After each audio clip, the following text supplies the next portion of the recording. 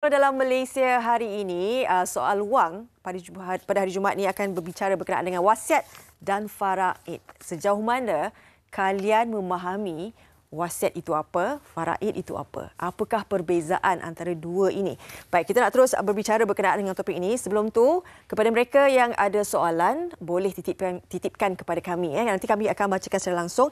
Dan kita ada tetamu khas hari ini bersama dengan Profesor Madya Dr. Akmal Hidayah Halim, pensyarah Kuliah Undang-Undang Ahmad Ibrahim, Universiti Islam Antarabangsa Malaysia. Assalamualaikum, Doktor. Terima kasih bersama dengan kami. Okey, sama-sama. Terima kasih juga kerana menjemput. Sama-sama. Pertama kali tak apa, insya-Allah kita akan banyak sekali soalan yang akan kita ajukan kepada doktor.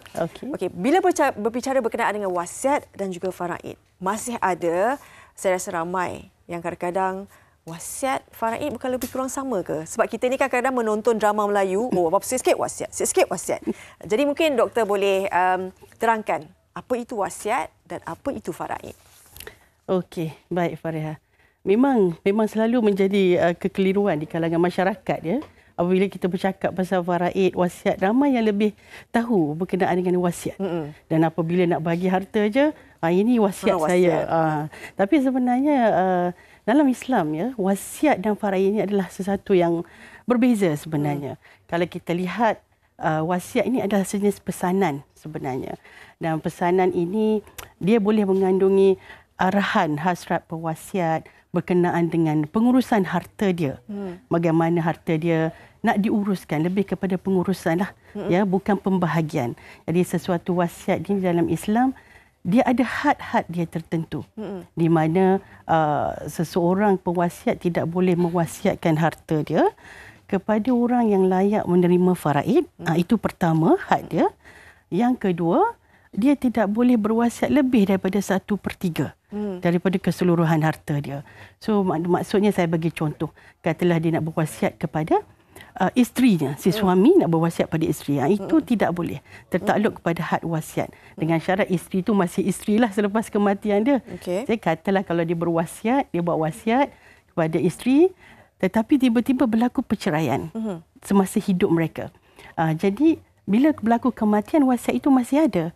Di situ isteri itu bukan lagi waris yang layak untuk menerima faraid, maka isteri tadi boleh, bekas isteri tadi masih boleh menerima. So kalau kita buat wasiat, kita kena selalu update lah, ya, update wasiat kita ya. Kadang-kadang kita nak tambah hartanya, bukan harta nak dibuat secara kebajikan lah. Biasanya wasiat ini dia memberi ruang kepada kita untuk membuat kebajikan walaupun kita sudah meninggal dunia. Dia berbeza dengan faraid. Faraid ini adalah satu hukum daripada Allah, ketetapan daripada Allah, yang telah dijelaskan dengan sejelasnya dalam Al-Quran, yang mana ada waris-waris tertentu yang layak mewarisi harta si mati. Dan hanya bukan semua orang lah. Ya, kadang-kadang bila kita sebut waris ni, kadang kalau kat Kelantan tu waris ni semua orang kan. Negeri Sembilan pun waris semua kan. Jadi bukan begitu. Jadi dia panggil waris yang layak di bawah faraid ini yang boleh mewarisi. Jadi waris ini bila dia sudah dapat faraid, maka dia tak boleh dah dapat wasiat. Jadi sebenarnya kita dalam merancang wasiat ini satu pengurusan instrumen, dia panggil instrumen pengurusan harta pusaka juga. Jadi apabila kita membuat satu perancangan harta ya Faria, kita perlu selalunya fikirkan diri kita. Kan ramai orang kata harta ini saya yang punya. So kenapa saya tak boleh bahagikan mengikut apa yang saya suka kepada siapa yang saya suka? Tidak boleh. Islam tidak begitu. Tapi kita perlu ingat, dengan wasiat, kita boleh memudahkan urusan pusaka kita. So selalulah ingat apabila kita membuat perancangan harta, kita kena selfish. Dah sebab ni harta aku, so maka kita mesti buat perancangan itu kepada manfaat kita. Saya bagi contoh. Kenapa kita perlu buat wasiat? Kita perlu pesan kepada waris kita. Apa pesanan paling utama? Berkenaan dengan hutang. Ya, kadang-kadang kita masa hidup takkan kita nak war-warkan hutang kita, betul tak? Ini hutang saya kat sini, kita tak buat macam tu. So di sinilah peluang untuk kita buat wasiat, kita nyatakan apa hutang-hutang kita. Jadi apabila berlaku kematian, waris-waris tak ada pilihan. Dia tak boleh pejam mata, tak boleh buat tak nampak hutang-hutang kita, dan dia jelas. Apakah hutang-hutang kita. So manfaatnya pergi kepada kita sebagai si mati. Ya. Jadi apa-apa perancangan harta yang kita buat, selalulah ingat, okey, ini untuk kita. Ramai orang dia fikir kalau lepas mati nanti, siapa akan dapat harta dia? Selalu memikirkan yang hidup. Baik. Kita sedia maklum bahawa kalau kata wasiat faraid ni hanya tertakluk kepada yang beragama Islam, Muslim. Bagaimana pula kalau kata tadi wasiat adalah merupakan perancangan harta yang bukan Islam? Okey. Bagus soalan ni sebenarnya. Dia yang menjadi kekeliruan itu sebab kita terlalu banyak tengok wasiat orang bukan Islam. So dalam drama-drama TV kadang bila berlaku kematian saja, buka lawyer pun datang bawa briefcase, buka okey, harta ini semua milik anak yang sulung, contoh kan. So yang lain pun memang tak puas hati, sabotaj sana, sabotaj sini. Tapi sebenarnya dia hanya cukup berkata, saya tidak setuju dengan wasiat ini. Maka wasiat itu tidak akan terlaksana. Terbatal lah. Terbatal. Tetapi berbeza dengan orang bukan Islam. Orang bukan Islam, dia boleh buat wasiat dan menggunakan wasiat itu untuk pembahagian harta-harta pusaka dia. Itu memang dia kedudukan itu berbeza. Tapi wasiat di dalam Islam, kita tertakluk kepada had-had tertentu. Sebab apa? Sebab bila berlaku kematian sahaja, maka faraid itu dipanggil automatically involved. Sistem tu dah ada. Ya. Itu dulu. Faraid dulu.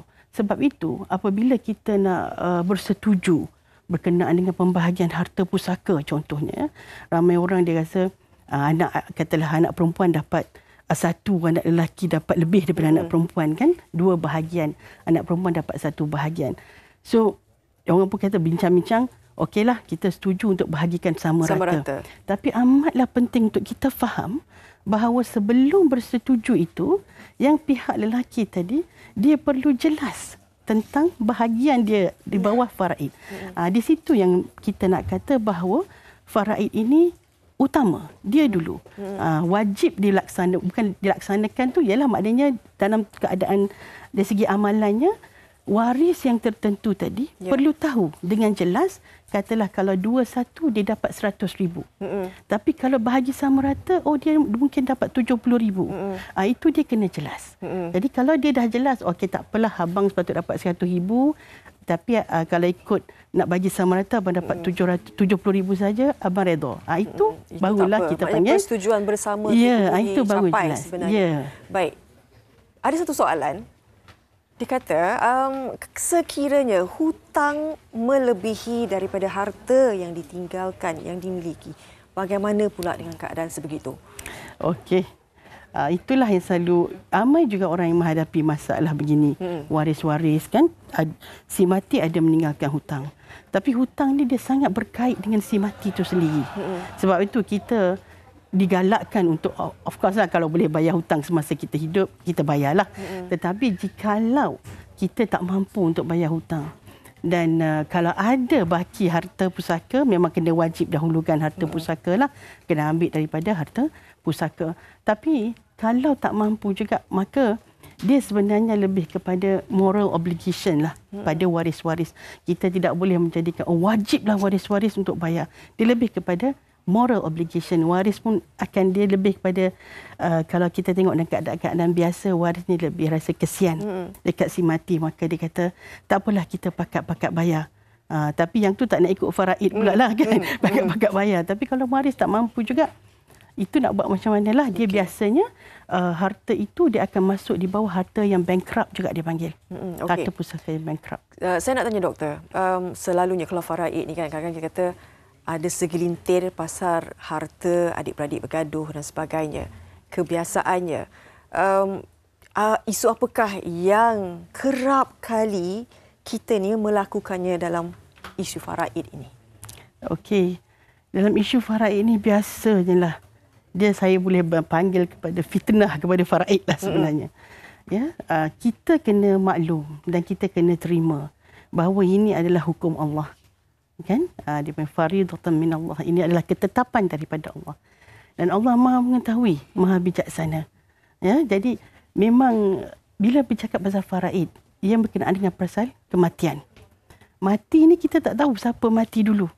Betul tak? Ramai orang dia terlalu bimbangkan harta Dia takut nanti bila dia mati, tak dapat. Hanya dapat dekat contoh abang dia. Abang dia tak pernah berjasa, dia cakap dalam hidup dia. Kenapa dia ada anak perempuan sahaja? Kenapa abang dia perlu dapat? Jadi sebenarnya itu adalah hukum. Kalau abang dia itu bermasalah, itu masalah abang dia. Tapi kita sebagai orang Islam, kita kena terima ini adalah hukum Allah. Ya, jadi positif dengan Allah. Ya, jadi kalau kata dia dapat, Allah kata dia dapat. So, terimalah. Tapi sebenarnya itu tidak menghalang untuk kita merancang. Kita boleh merancang. Kita boleh buat hibah. Dan kita boleh buat, kalau rasa ni sangat, kita kurangkan harta kita yang boleh dibahagikan ikut faraid. Maknanya kalau harta kata ada 1 juta lah contohnya kan sekarang. Banyaklah contoh lah kan.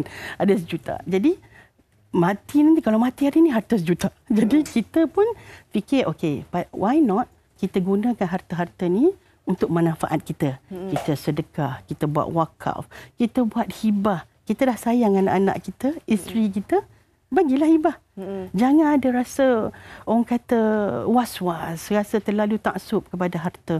Sebab hibah tu sendiri, saya nak tambah, hikmah hibah ini, sebenarnya dia melatih jiwa kita untuk menjadi lebih redha, lebih orang kata berlepas dengan harta pusaka. Harta. Doktor dah petik hibah ni. Ada pula orang tanya, apa beza hibah dengan wasiat? Sebab tajuk hibah dengan wasiat dengan faraid aja kan. Hibah ini dia pemberian semasa hidup. Pemberian hadiah, bukan hadiah lah, dia lebih kepada pemberian. Berbeza dengan wasiat, pemberian daripada si mati kepada yang hidup. Hibah, pemberian daripada yang hidup kepada yang hidup. Dan dia akan terlaksana semasa hidup. Jadi kalau kita dah rasa sayang dekat anak kita contohnya, kita hibahkan kepada dia. Dan sepatutnya, bila kita hibah seikhlas hati, sepatutnya anak itu, hibah ni hikmah dia menyuburkan kasih sayang. Sepatutnya anak tu lebih sayang kepada kita.